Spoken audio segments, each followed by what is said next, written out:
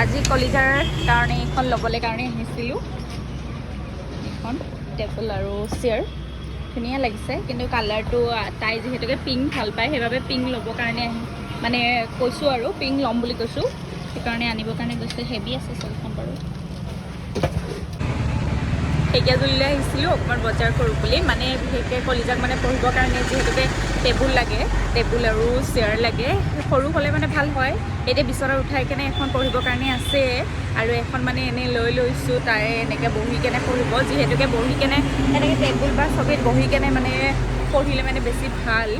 আৰু বিচনাত ধৰি লওক কেতিয়াবা শুইও যায়, সেইটো কাৰণে মানে মই বিচনাৰ অভ্যাসটো কৰা নাই, তাই টেবুলতে দিছোঁ। আমাৰ যদিও আছে টেবুল, মানে মই নিজে কিবাকিবি পঢ়া মেলা বা কিবাকিবি লিখা মেলা কৰা ধৰি লওক টেবুল বা চেয়াৰ সেনেকৈ, তথাপিও সেইবোৰ ওখ ডাঙৰ এতিয়া সেনেকুৱাতো বহুতকেই আছে। এতিয়া এইখন ল'লে মানে ভাল হয়, সেইকাৰণে মানে এখন লৈ লৈছোঁ। এখন মানে ধুনীয়া এখন চেয়াৰ, এখন টেবুল আৰু তলত থ'বলৈ কাৰণেও আছে। সেইটো কালাৰটো দাদাই আনি আছে, পিংক কালাৰ লৈছোঁ। আপোনালোকক দেখাইছোঁ ৰ'ব, ল'বলৈ ৰখি আছোঁ আৰু এয়া বহি কিমান ধুনীয়া লাগিছে এইটো। ল'বলৈ কাৰণে দেউতাকে সাজু হৈ আছে।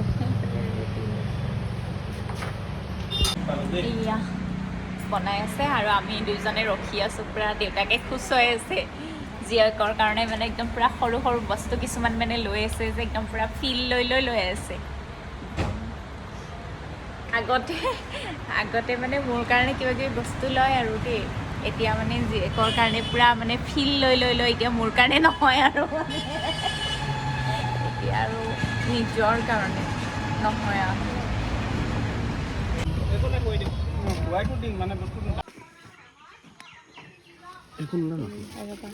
লাহেকে আহি আছে তাই,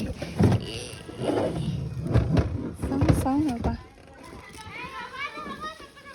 জপাই থাকা